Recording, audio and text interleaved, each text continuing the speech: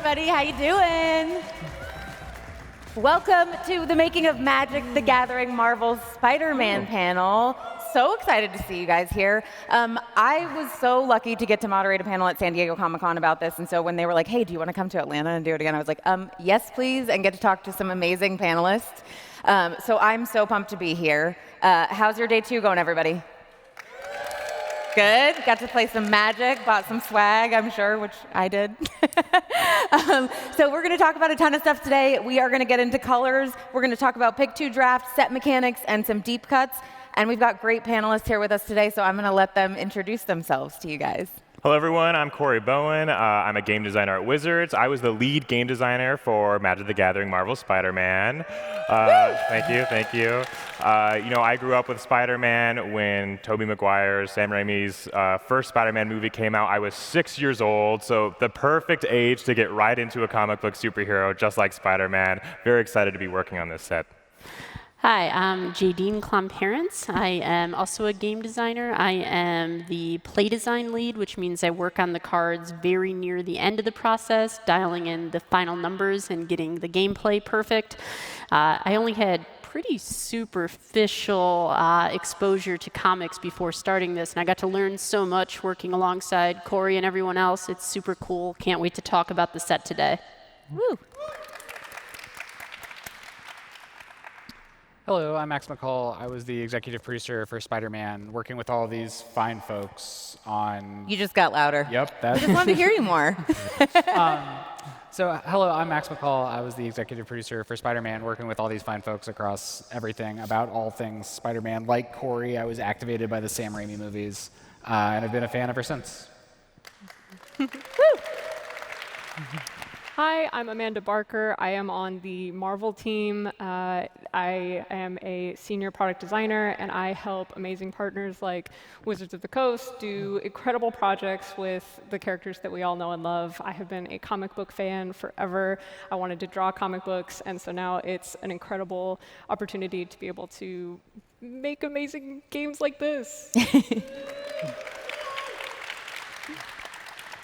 Hey folks, I'm Aaron Mesburn. I was the narrative lead on the set. Just a big fan of Spidey. It was an immense privilege and just so much fun to get to work on this set last few years and see people finally get to play it. Yeah. All right, so let's dive into all the talk about these cards in this set. Max, let's start with the real defining thing about Magic, and let's talk about the color pie. Yeah, so, with Magic, the color pie is kind of the philosophy of all the colors of Magic, sort of encoded in the various rules. And with Spider-Man, a lot of what we were talking about was for which character, which of those colors should we elevate the most, right? So Peter is very blue in a lot of the way he approaches the Spider-Man character, as opposed to someone like Gwen, who's a lot more red in terms of, she's a lot more motivated by kind of the core freedom, free spirit elements of the character. Then you have someone like Miles, who's a lot more kind of family-oriented, and this is the kind of thing that Aaron and I were talking about a lot as we were kicking around. Okay, who should be the main characters of the set? Who else are we trying to get to bring in to speak here? Yeah. And what should that look like? Well, and just talking about some of those top-line characters, the main lead characters, I think we have some of those cards to check out, too, the ones that you were referencing with the colors and stuff. Everyone's favorite. So yeah, like I was saying, so Miles has the most kind of bringing everyone together in the spirit of what Spider-Man means to the city, and the Ultimate Spider-Man card does a lot of work to power up all of your spiders working together. The whole is the greater than the sum of the parts, and then Miles is kind of elevating everybody across the whole band of what all of that means. Corey, you want to jump in and talk a little bit about the color identities too? Yeah, I mean, for these 3 characters, it was really important for us to have them all feel like they are the epitome of Spider-Man characters, but at the same time, we wanted them to feel distinct from each other. So again, green and white are our core Spider-Man colors. It makes a lot of sense for a superhero to be a white figure in a sense. White is the color of responsibility, of community, of the greater good, which is totally the ethos of Spider-Man. And green, frankly, really is the color of spiders, or more likely like animals and, you know, that spiritual connection, but the kind of idea of a proportional strength is very green in that sense. So green-white is rooted where we want Peter and Miles to both be. And Peter, you know, he creates his own web fluid, leaning towards blue, all that stuff. But for Gwen, we have Gwen here in Ghost Spider. We put her in blue a little bit to show that she's doing some more of the dimensional traveling in the comics and the shows. She's kind of moving through space and time a little bit more. So we decided to put her in Jeskai, which we really liked. Yep. And JD, you want to jump in a little bit to talk about the green and white of it all? Yeah, I think maybe we have some more. Yeah, there we go. All right. So like Corey was saying, green and white is just so perfect for Spider-Man and that real community sense of what's going on for the friendly neighborhood hero. And one of the great things about doing a whole set about Spider-Man was there is a whole Spider-Verse to explore. So we knew we were going to want to include so many different spider heroes, and that we would want to kind of connect them mechanically and allow players to play with a bunch of them in the same deck. So we needed to choose a core color combination for them to exist in together. And we chose green-white, just so perfect for that like core ethos of Spider-Man. You can see a whole bunch of different spider people on the slide right now, all just kind of connected. Yeah, really cool. Yeah, I think that you know, everybody's kind of said it all. Like working on this project with this team, it became very apparent very quickly that the entire Wizards team, from the artists to the game designers, front to back, just all understood these characters and knew what they stood for. Like, it's amazing. Well, and I think it's one of those things too, where it's like you think about characters. I'm a huge comic book reader, so knowing the characters, you're thinking like, oh, they're going to be. When you think about it from the character standpoint, it's like certain colors lean in, but then it's so cool hearing you guys talk even deeper about within the world of Magic, how do these colors kind of work in there. I remember the panel I did where I was like, Green Goblin's going to be green, and they're like, no. So Corey, can you talk a little bit more about some of the other colors? Yeah, I mean, on these next cards that we're going to show, like, we have a lot of spider people in green and white, but it becomes really interesting when you show people who have kind of a different power suite or a different reason to really show those different colors of Magic and contrast for what they're doing. You know, Spider-Man 2099, he's from the future. He's a scientist that's very, very blue, but he's also more aggressive, more assertive, like a red character would be. And, you know, we're doing some red-blue from Exile stuff at Rare, so it felt really, really good to put in red and blue. Spider piloted by Penny here in blue-white makes a lot of sense. She's literally in like a mecha spider thing, which we feel is very white-blue in Magic. Spider-Man Noir, this is a mono-black heroic Spider-Man, but he's kind of a loner. You know, he kind of goes off on his own a lot of times, other than, you know, his contributions to the Spider-Verse, let's say.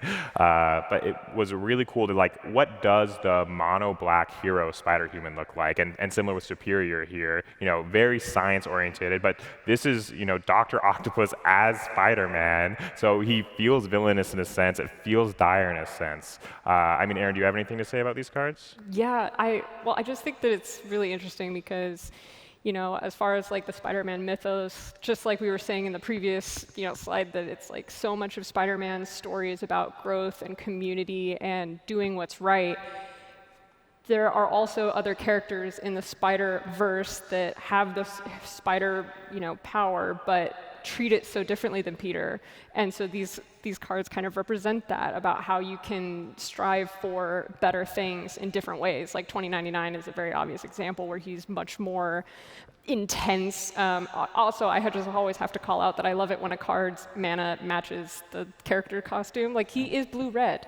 Yeah. He is blue-red, and the colors just like say it all. And it's super nice. Like, we don't all like there's a lot of characters in Marvel that have, you know, a color in their name, and sometimes they are associated with those mana colors, sometimes not. But in cases like Spider-Man Noir, it's super nice when it works out.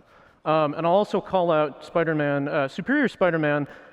Nice little factoid about this one is he has the exact same mana colors as his, you know, alter ego real version, spoilers, for Dr. Octopus, the same mythic colors as that mythic. Amanda, can you jump in and talk a little about the Doc Ock of it all? Oh, yes. Superior Spider-Man is a very interesting story in which Peter Parker and Doc Ock actually swap bodies. And so Peter is trapped in Dr. Octopus's body, and Doc Ock is trying to be the Spider-Man that Peter never was. And so it gives the opportunity for a narrative where like Peter was like, oh, I could never get my life together, and he had all of these really human struggles. And then Doc Ock enters his life and was just like, oh, let me whip this into shape. And he just gets really aggressive and intense about everything. Yeah. And just kind of like, by the end of it, Peter's like the CEO of a tech company. Like, it's a wild ride. Well, and I think with a set like this, obviously, Spider-Man, you can't have great heroes without the baddies. So can we get into a little bit more about that? Let's talk about the color identities of our villains. Yes, I love the baddies. Woo! They're so good. Venom is a Yeah, big I love that. favorite of mine personally. I love that big photo op downstairs. It's amazing. But yes, we've got some of our most famous Spider-Man antagonists, Venom, Eddie, and Green Goblin, Norman Osborn. I think what is really neat about these cards is there's a lot of those like dual face cards in this set. And for these two in particular, like, for example, Eddie starts off as a bad guy. Eddie is bad, and he lies, and he's deceitful, and tries to get his way. And then once he gets the symbiote, he just becomes worse. He feels like he's on some sort of like crusade. He feels like he's justified in everything that he does, and so then he just becomes so much, all of the bad becomes worse. Similar with Norman, he starts off as a scientist and very calculating, and then once he gets the serum, he then becomes the Green Goblin, who is intense, chaotic, disruptive. So I think this is a really great example of the villain persona taking a bad man and making him worse. It's great. Yeah. Yeah, the mechanics here are just so cool. The way the DFCs kind of show both sides, a real stroke of genius from Corey and the team in my book to kind of lean into that really common comic book trope of civilian identity and superhero or supervillain in the case of Norman Osborn, and just really cool to see both sides represented and be able to go back and forth within games. Yeah, and like literal modality, like the actual name of the mechanic actually fitting the characters. It's really, really elegant. It's really well done. Well, I love villains in comics and in Magic cards even more so I loved hearing the cheers in the audience for like, let's talk about the baddies. And Spider-Man, obviously, it's not just a new Magic set because it's bringing in a new Magic format here as well. So Corey, can you give us a quick overview of the Pick 2 draft? Yeah, so Pick 2 Draft is something we announced early this year, and Spider-Man is the first set that optimizes exactly for Pick 2 Draft. If you haven't heard about what Pick 2 Draft, it's very simple. There's two differences than a normal draft. The first one is you're picking 2 cards every pick. It makes the draft faster, quicker, a little more casual. It's fun to pick 2 rares or 2 cards that synergize with each other. But also, it's a really good draft where you only draft with 4 players instead of 8. It's so much easier to get 4 people together than 8. It's more difficult to get 8 people together, but it's everyone's meeting together in like commander groups or whatever. So it's nice to have a draft experience ready for 4, and again, it's more accessible, I think, to newer players. And it's less high stakes. So we're really, really excited about it, and we're really excited to see how people experience the draft through Spider-Man. Well, I think it's been a fun thing for me and some of my friends to play where it's just like you do Commander and the game lasts for so long and you're like, we have 1 hour left. What can we do? And so you do this quick draft so you get another game because you never want to stop playing, but you're like, we can't play for a whole nother Commander round. So obviously it's just more than just simply picking 2 new cards, so it changes a lot. But can you go a little bit deeper on how the mechanics of this will change the cards? Yeah, of course. Like I said, this set was designed for Pick 2 Draft, so if we look at these next cards, these are all hybrid mana cards where you can play them if you're in one of these 2 colors. And we're using hybrid a lot to make the draft work a little bit better, and we're using them on all rarities for different reasons. You see a card here like Pumpkin Bombardment. This is a pretty powerful common card. You'll see it a lot, but whoever it lands with, it's an easy pick to stay flexible in your draft. It's strong in any deck that can play it, but it's especially strong in black and red. And then Mob Lookout was another card exactly like this. It's just pretty good at what it does. It's pretty flexible and versatile. If it's in your pool, you're often going to want to play it, but it's especially good if you're in the blue and black deck. So this keeps the draft smooth, keeps it flowing. At uncommons, we have something similar, more hybrid cards that are a little bit more powerful, easy to pick, easy to say, hey, maybe this makes me want to go in white-green if I'm picking this stronger uncommon early, or maybe I can pick it as a safe pick, so if I need to pivot, if I need to change color, which you might need to do more so in pick 2 draft, like this is a safe pick for me not to feel like I'm going to get cut off by the person passing to me picking 2 cards in my colors. And then even at rare, we have hybrid cards that do an even more important job.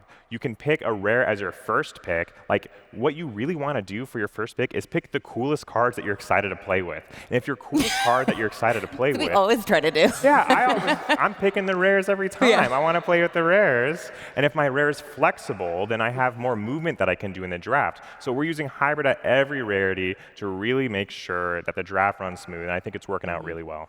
And Aaron, can you talk a little bit more about the Mob Lookout? Yeah, so a few narrative factoids I'll call out about some cards that we see up there. There's just so many awesome Spider-Man characters from fiction across the years, and our set is only so big, and so something we tried to do wherever possible is to squeeze in Easter eggs. So you'll see on Mob Lookout, this isn't just anyone's mob, this is Hammerhead's mob. Way in the back there we can see Hammerhead. He's one of those characters we couldn't fit into this set, but we've got a little cameo here. Similarly, Web Warriors, there's a lot of characters here that have their own individual cards on the set, but we wanted this card is kind of, it represents like the general archetype of a team of spider heroes coming together.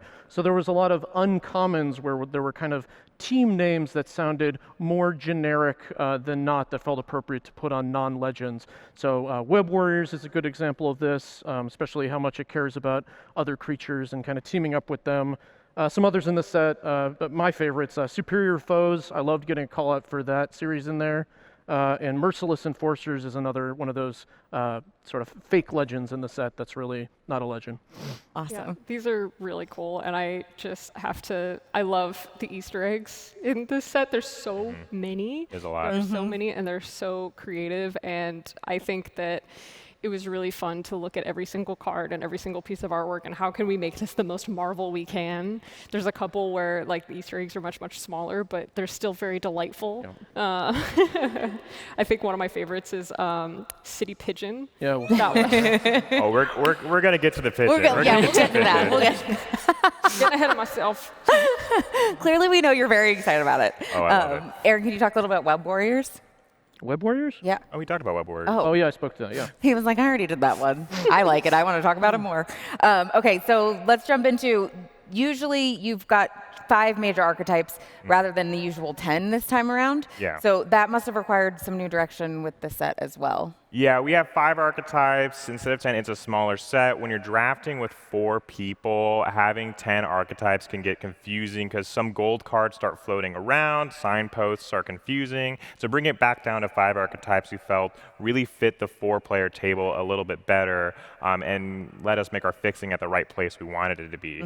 But here's some monocolor cards that do a really good job. Again, we need all of the cards in the set to work with multiple archetypes, even more so than in a typical set, because you're opening more random variants of what's going to be in the pool in the draft. So all these cards work for so many of the archetypes very well. Again, here's City Pigeon, the best card in this set. Most powerful, most gracious, most beautiful. He was like, Amanda, you don't get to lead on that. I am talking about it first. Thank you for, you did a good intro, but it's a beautiful card with a beautiful hot dog attached to it. But it is really good at blending. Like it's in blue-white where you want to suit up your creatures and buff them a bunch. Having a 1-mana 1/1 flying is a very powerful early option to start equipping and start putting counters on and get aggressive with. But in the web slinging deck, it's a really efficient card to play early, and you can get it tapped by attacking really efficiently, and it pays you off for returning it into your hand with a hot dog, which is the best payoff that you could possibly ask for.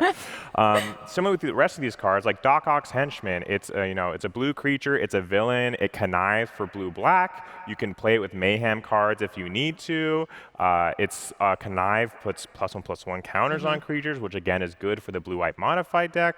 We have Spider Islanders and Spider-Man Brooklyn Visionary. Both of these cards are using 2 different cost reduction mechanics. So like Mayhem is great, obviously, for the Mayhem deck, and Spider-Man's great for the for the web slinging deck. Yep. But they're both good in the red-green deck that wants to cast spells of higher mana value, because they're both grant you ways to cast a larger spell without spending that much mana. So there's all these little intricacies that are trying to make all of the little archetypes hook up exactly correct here. Yeah, it's really nice how you get this kind of like stealth hybrid vibe without any of the actual complexities of hybrid. Like, Yeah. It's very impressive. Yeah, exactly. Well, and Amanda, can you jump in and talk a little bit about just blending the reality and mythology within these cards too? Yeah, absolutely. I mean, that's one of the reasons why, like, so City Pigeon, the Easter egg that I actually didn't catch at first.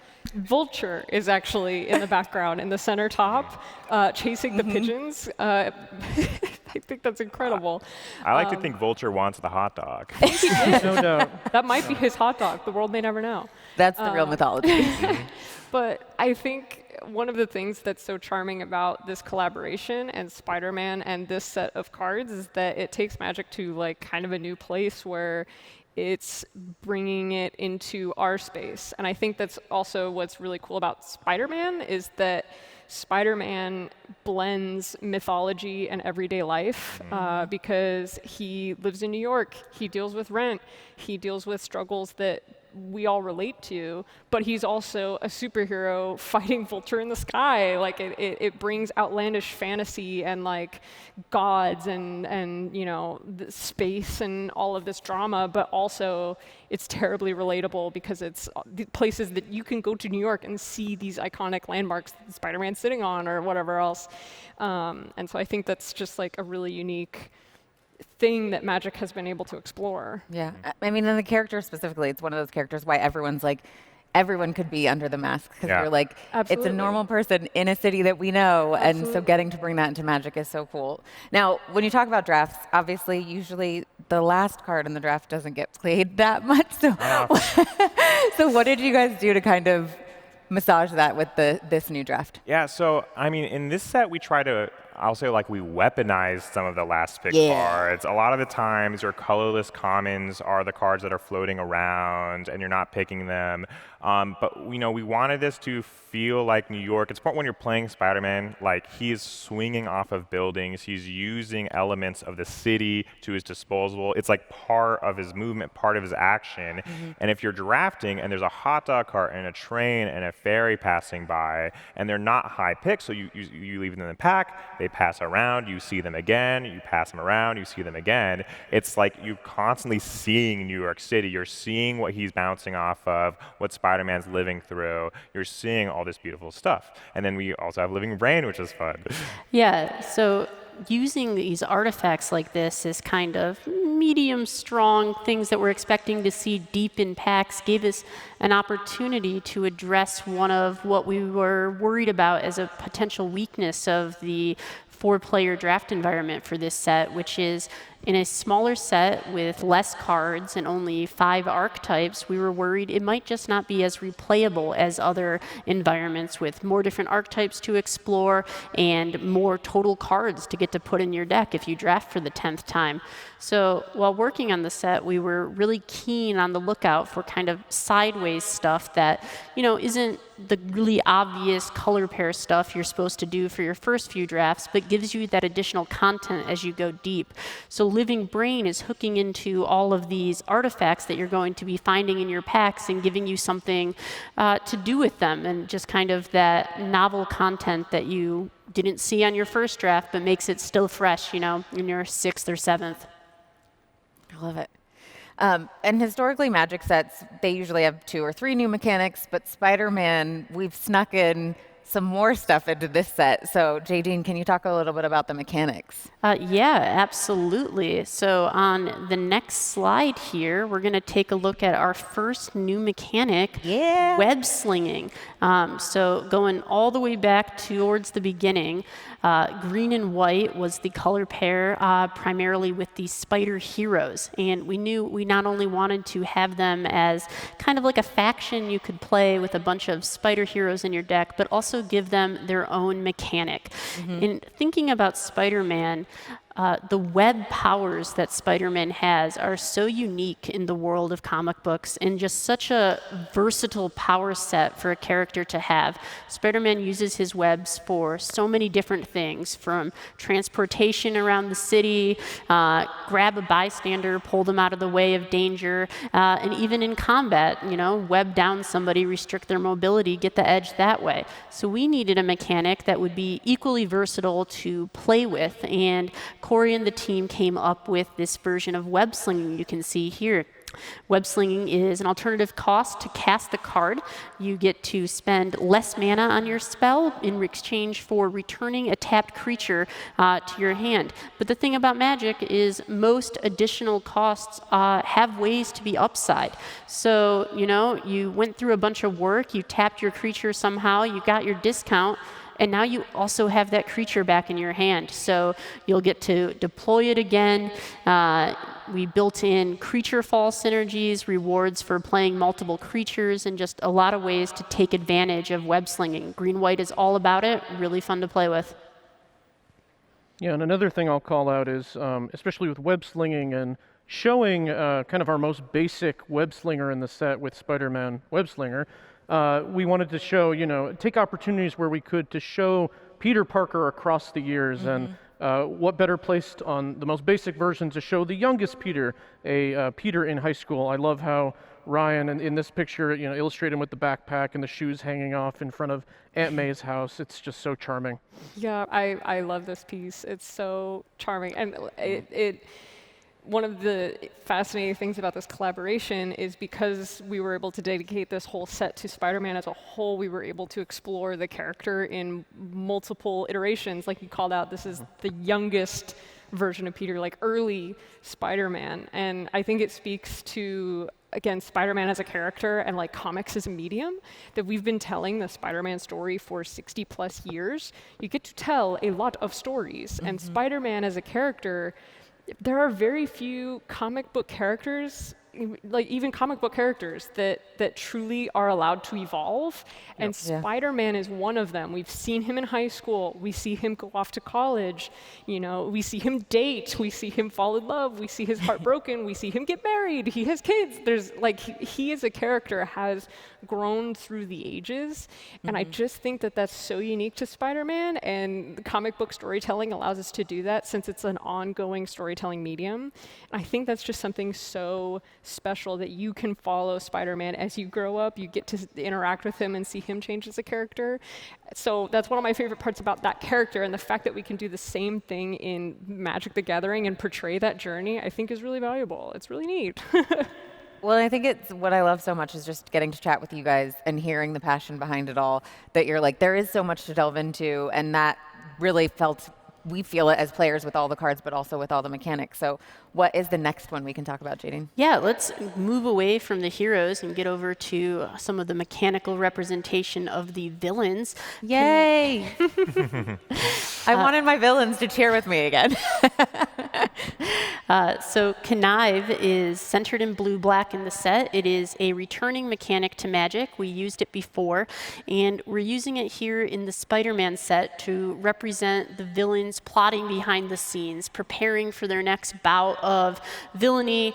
So Connive allows a creature, it's an action a creature performs. You as the player will draw a card, and then you will discard a card. And if you discard a non-land card, the creature will get a +1/+1 counter for your trouble.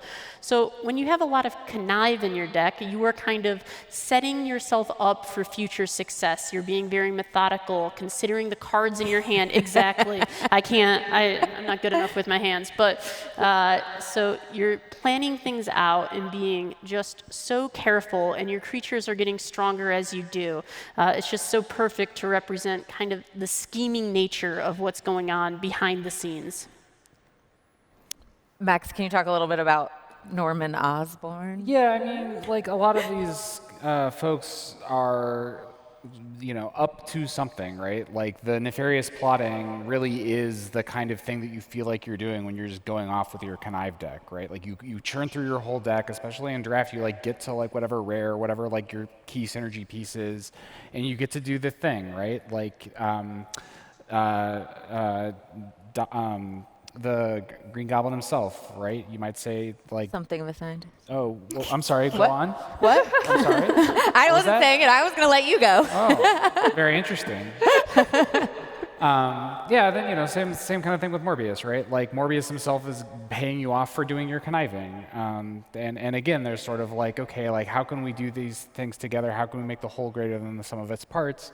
And a lot of that again kind of speaks to what we were just talking about, right? Like Magic and Marvel are both like really excited to meet people where they're at, and that kind of speaks to what you can do with these kinds of mechanics that let you play out the whole game in the way that you want and give you flexibility over the way you're approaching everything.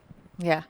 I mean, talking about, again, villains and things that they can do, can we get into some mayhem? Absolutely.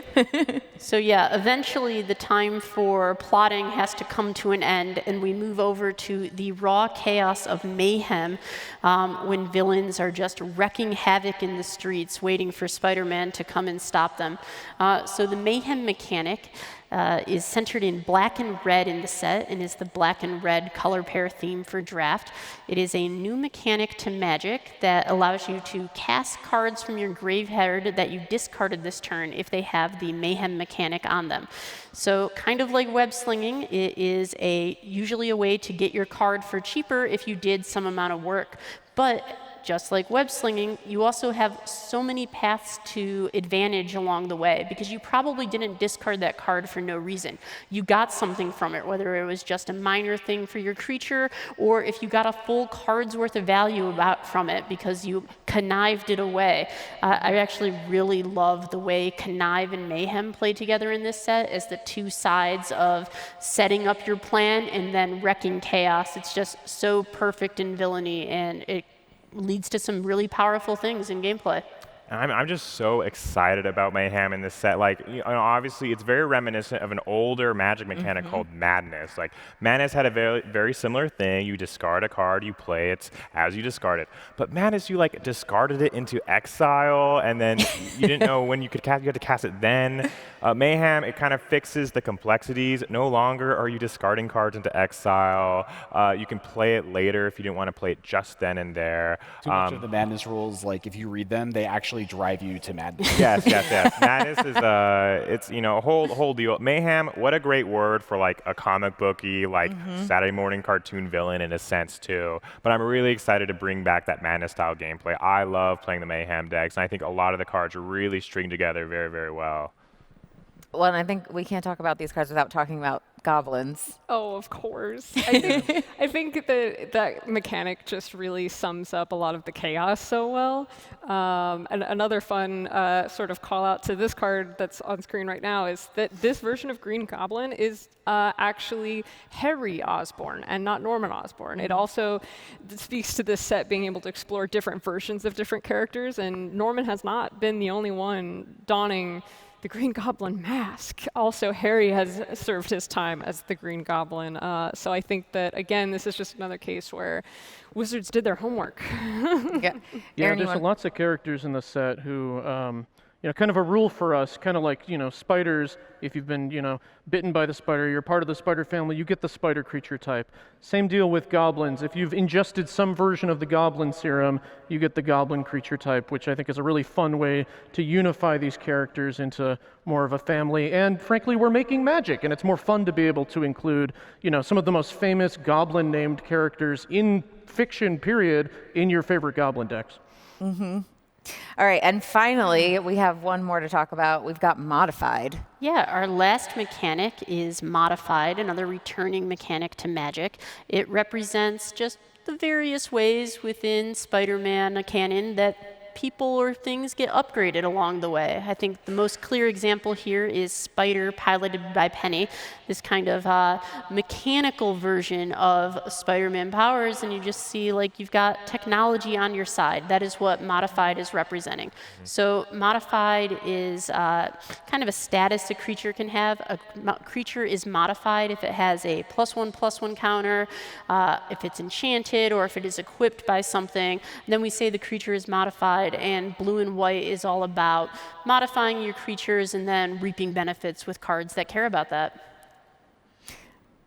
I love the card we have in the middle with Costume Closet. I think you can't talk about. Costume Closet is so good. I mean, he's a man of many suits, Spider-Man, and I've always wondered, where are all of them? Where does he keep them all? Right. Yeah, we definitely thought about that. There's been like different versions in film or in comics. Like, where does he keep them all? In this set, he keeps them all in a closet, and this card is one of my personal favorites. It's definitely an Easter egg repository of sorts of all the costumes, some of which we couldn't necessarily fit in the set, but you might see as alternate costume treatments on the Spectacular Spider-Man card available in collector boosters.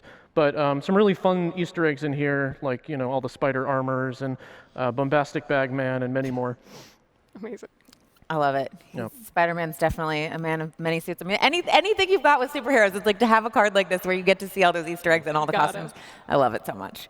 Okay, so like I said at the beginning, I'm a huge comic book fan, and I loved hearing you guys talk about the fact that you did do some deep cuts, and there is a lot of involvement with the comic book side. One of my favorite things is the fact that hopefully this set brings comic book fans into Magic, but it also brings Magic fans to comic shops to learn more about some of these characters and stuff. So I would love to talk about some of the awesome deep cuts that we've got in this set to see how deep Wizard was willing to go on these cards.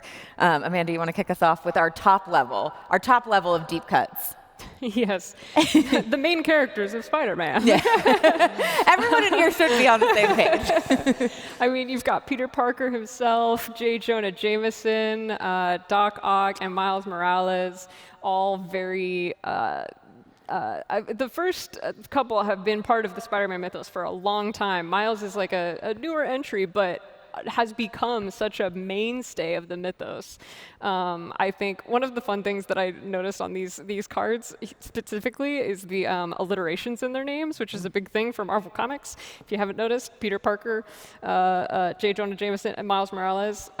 When Miles was being concepted as a character in the writer's room, he had a different name originally when they were workshopping things, and at some point they were like, no. It has to be an alliteration. It's important.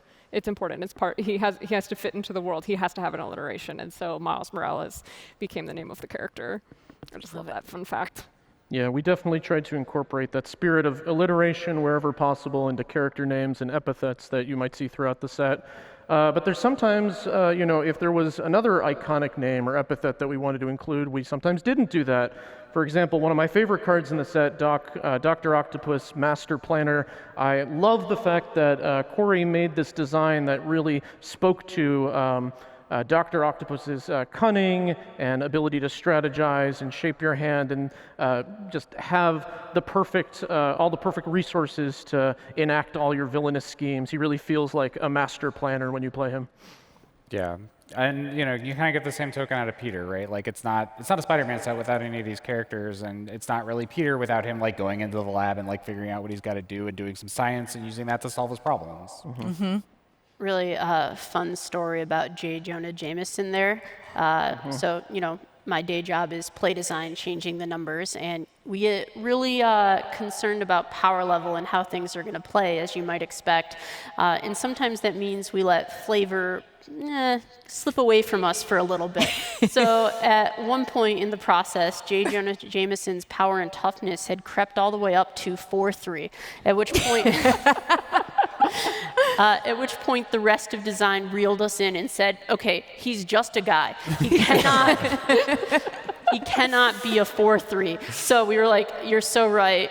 Brought him back down to reasonable levels, adjusted the power level in other ways. But yeah, just another look at how complicated it can all be. That is one of my favorite little fun facts from this too. And I remember when I first saw the card that he had Suspect and Menace, I was just like, oh, they get this is what we're doing. Yes.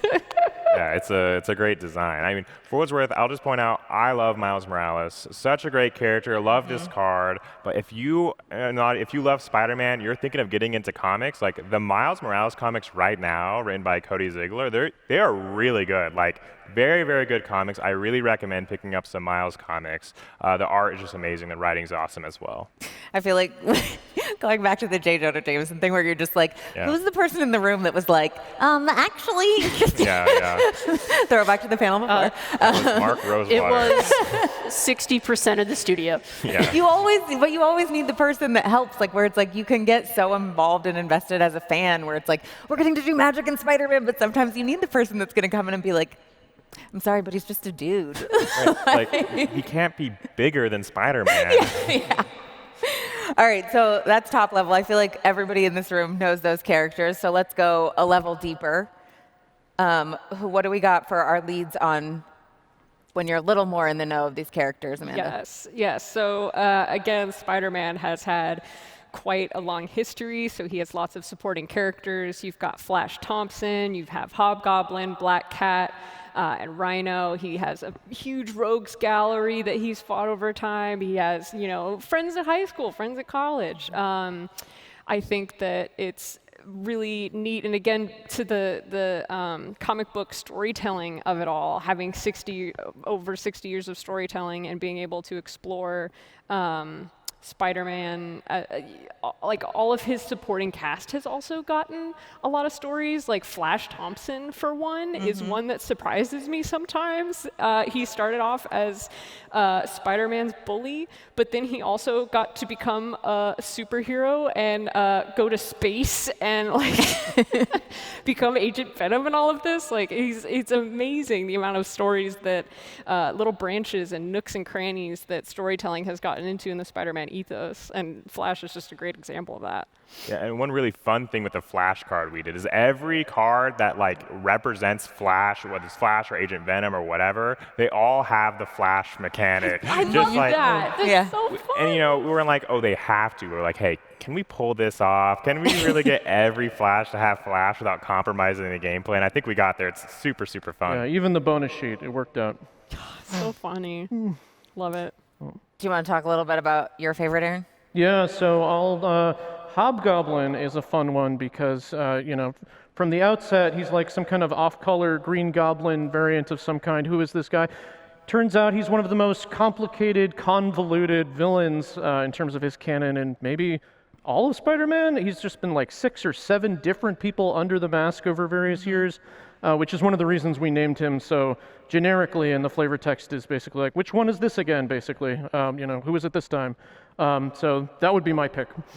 Amazing. Yeah, there's a lot of stuff like that where it's like Spider-Man has such a rich history that it's really important when we're building a set like this. Like no matter what your favorite era of Spider-Man is, like it's really important to be able to pay that off. Yep. Like Black Cat is a really good example of that, where it's like, I think most people associate Mary Jane with Spider-Man as the sort of the main character, but like Spider-Man and Black Cat have history. Like it's important to acknowledge that for the folks who are fans of who grew up in that era. Yep. Yeah, and I would be remiss if while it's up on the slide, I didn't swerve us back to mechanics for a second and talk about Rhino. So red-green, the archetype in the set, is kind of the odd man out. The other 4 that we supported all have their own mechanic, and we've talked about them all. Red-green's through line was mana value 4 or greater. Rhino here is the signpost uncommon for red and green and limited. Just cast huge stuff, ramp up, and Rhino is exactly the top end you want. And bigger than J. Jonah Jameson. As it should be. He is bigger. All right, how are you guys feeling? You feeling like you don't know these characters? Can we go a little deeper? We're getting some big head nods? Okay.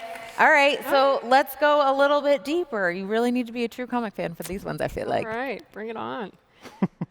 Let's see. Yes. So this is another layer of complexity from maybe some lesser-known story arcs. Gwenom, which would be Ghost Spider and Venom. Scarlet Spider, Ben Reilly. Silk and Jackal. So these characters they kind of have their own history, their own sort of side stories to the Spider-Man mythos. Jackal is actually the villain that created Scarlet Spider, Ben Reilly, the clone. Jackal is such a interesting character. He's just so mean. He's just so angry and so mean. Like, I think there's so many Spider-Man villains that are really complex, and Jackal's just awful. He's a hater. Just the worst. And he just torments Spider-Man psychologically any chance he gets. It's just, oh my gosh, he's such a character. I was really, really happy to get Gwenom in this set. Like, I love all the symbiotes in Spider-Man. I love it when a symbiote is on someone with spider powers and they look really badass. Well, like the artwork on this card, I love that card so much. It's beautiful. Yeah, I was super excited. You know, I kept saying, "Hey, Aaron, can we get Gwenom in it? Can we get Gwenom in it? Can we get like what kind of symbiote spiders can we really get?" And I'm super happy we got Gwenom. I think the design is super cool. Yeah, what kind of symbiote can we get in? When can we get Gwenom in? Why isn't Gwenom in the set yet? Like, really, like Corey just is manifesting when it comes to Gwenom, and the card is super cool. It's, you know, it really speaks to the essence of the character, kind of in the same way that Scarlet Spider. Like, it's not a Spider-Man set if you don't have clones. Yeah, right? yeah. Like, that's just so key to the story. You can't have it without that. Like, I'm sorry, did I just now notice that Ben Reilly's art is it's a mirror of the Play booster box like packaging art with Spider-Man? It's probably a coincidence. Wow, imagine that. Just lucky, I guess. You're like, I'm just finding more Easter eggs on this panel today. What about Silk Web Weaver? Yeah, so Silk was an interesting one for my team, Play Design. One of the things we do is set design hands off a bunch of cards and has these mechanics, and we say, okay, what can we do with this in constructed formats? So we'll think about each mechanic and go, okay, what would a web slinging deck look like? And web slinging is a mechanic that allows you to return cards to your hand.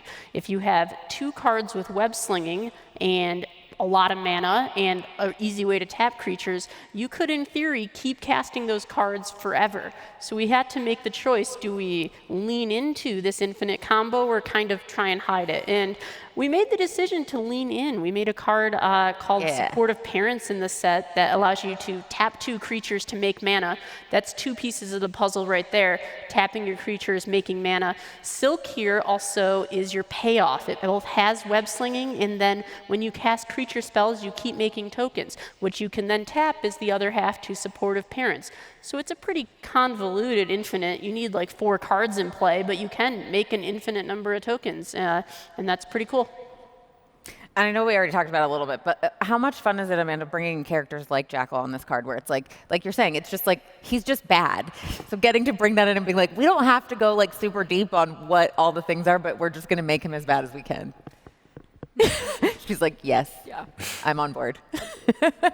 Clearly, you guys know I like playing villain and red-black just from this panel. Okay, so I think because we've got some comic fans in here and you guys all nodded so vigorously when we asked if we could go deeper on these comics, I see you nodding there. Let's go one more level and see what we got. All right. Yes. So we've been able to explore so many niche characters, so many niche characters. I think that one of my favorites, there were a few occasions, I mean, working at Marvel, like I've been able to access so much of the history of these characters and familiarize myself, but there are even times that I have to look things up and research things, or things catch me off guard. Like, I guess an example would be, like, we're getting to the part where I had to start looking things up. But like Gallant Citizen, for example, is J. Jonah Jameson's son. That I knew. And as I was looking, as I looked him up to make sure there was, anything else, turns out also a werewolf that goes to space. Sure, of course. Why didn't I know that? I should have known that. Didn't know that. Which we were fortunate to be able to include in the Marvel Legends toy card insert, so you can get a card of that. Yes, yeah. Yeah, the story of that one is actually great, where when we were working with the Marvel Legends folks on characters, some of the Marvel folks were really excited about it, including Manwolf, who's the werewolf in question associated with J. Jonah's son. And they were like, oh, it's a shame that you can't make a card out of that because you don't have any werewolves in the set. And we're like, well, we don't have any werewolves in the set, but it happens that we do have werewolves. And they were like, say more. And so then we just started Spider-Man pointing at one another, and now Ravager of the Fells / Huntmaster of the Fells is your favorite werewolf, and he's a part of the Marvel Legends collection. I love it. Yeah. I love it. It was super fun getting to, make cards in collaboration with like toys at the same time. It's such a awesome opportunity with working with new partners that we get to make new products and awesome collaborations. Jadine, can you talk a little bit about Skyward Spider here? Yeah, absolutely. So Skyward Spider represents a really fun dilemma for me for the set. It's what gets flying. In theory, a whole lot of the concepts in the set could have flying. Spider-Man could have flying. He's in the air traveling between buildings. It's just we can't make a whole Magic set where everything has flying, though, so we had to pick characters that were more in the air than other characters to have flying. Which leads me to the next quandary. What gets reach in a set with that many spiders? At one point, they all had reach. I don't envy you when you're trying to figure this stuff out, where you're like, what flies, what has reach? I remember this card in particular was one we went back and forth on and picking the character with Marvel, and this is one of the few spider characters who actually has true flying, weirdly enough, Maddie Franklin. Love it. I want to call out Sun Spider real quick. This character is like such a weird character for Spider-Man. Sun Spider is a fan-made character who was put into the Spider-Verse comics, and she represents this character who also has, a mobility disorder, chronic disease called Ehlers-Danlos syndrome, EDS. And she has a unique character design, and she was cameoed in the Across the Spider-Verse movies. But I've had people in my life who have EDS, Ehlers-Danlos syndrome. Hopefully I'm saying that right. But I thought it was so cool to get that kind of representation of someone who uses these mobility aids, but is still a superhero, and that's not something that brings them down or debilitates them. It's part of their power suite. So I was really, really excited to get Sun Spider in. Yeah. Well, I mean, I think we heard you guys talking about up here where there was some stuff that you had to look up once we've gotten to this level. So yeah. I feel like we've gone like 4 deep cuts into this set. I think that's as deep as we can go. I think that's it, right? Yeah, I think we can get deeper than that. So we Really? have some weird cards. Do you guys think they can go deeper on this? Yeah? Okay. I'll let you guys go. Let's see what you've got for us on the deepest of deep cuts. All right, I'll start because I am sure they can all beat me. I was the most novice to comic books of the group, but Kapow is the card that I have chosen. It just blew my mind the day we were play testing the set and Corey explained to me, yeah, it's referencing comic book onomatopoeias and those like classic panels. And I was like, wow, not only are we representing the characters in the universe, we're also getting to depict the medium. And that is so cool to me. And to me, that is a deep cut. As a comic book fan, having a sound effect card is like, it just made my nerd girl heart flutter. And remember, you're supposed to say it when you cast it. You're supposed to go, kapow! You guys all do that, right? Absolutely. You better. It is actually the rules, for sure. Max, you want to talk about your deepest of deep cuts? Yeah, so here's the art for for Colonel John Jameson, J. Jonah Jameson's son. He's had a complicated life. Complicated is a good word. J. Jonah's, like, one of the things he's like kind of core mad about is how the Spider-Man's all over the news, and his son is like going to space and doing science and saving the planet in some cases, and being exposed to magical lycanthropy in other cases, and he never gets his own kind of proper flowers. And so we were really excited to sort of like bring that into Magic and sort of speak to even kind of the most orthogonal elements of like the Spider-Verse. Yeah, and J. Jonah Jameson and John Jameson, I think, date back to the very first. Oh yeah, they're OGs. issue. Like they are from the beginning, the rivalry of J. Jonah Jameson spinning the narrative to be like, why are they celebrating the Spider Menace? They should be celebrating my son. Like it's from the get-go that's there. It's so quintessential to the Spider-Man narrative. Plus, we've established that being a Jameson means you get to be a tutu.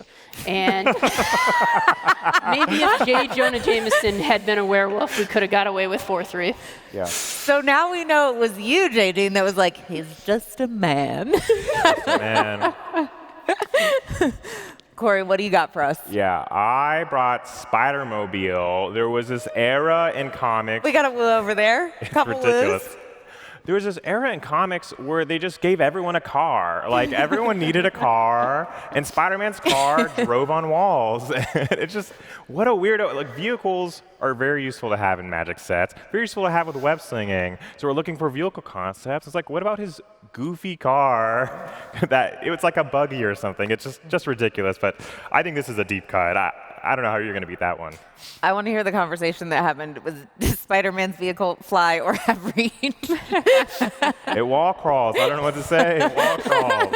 I also love that this calls out that Johnny Storm had a hand in this. That Spider-Man and Johnny Storm like are friends. I just like the small nod to like the greater Marvel universe that these guys are all buddies. Like they all know each other. All right, so since this is a competition of who has the deepest cuts, Amanda, what you got for us? I think I've got this one I had to look up. This is another one. I had two that I had to look up, and this is the other one. Amateur Hero in the starter decks. I had no clue who this was. I had to look it up. His name is Ollie Osnick. He is Spider Kid. He actually started off trying to emulate Doc Ock, and he tried to rob a toy store and then was foiled by Spider-Man. It didn't go quite as he had planned, and he felt so bad. He felt so bad, he felt so sorry, and Spider-Man was like, hey, come on, kid. You don't have to be better than this. And he's like, I'm sorry. Actually, you changed my life. I want to be a hero. And he became a little spider kid.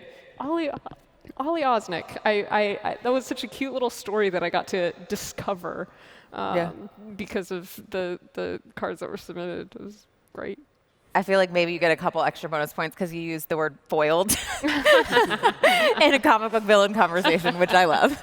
All right, so our final one. Aaron, what do you have for our deepest of deep cuts? Yeah, well, last but not least, I mean, we have the 9-card scene, which is just another huge repository of lots of fun Easter egg characters.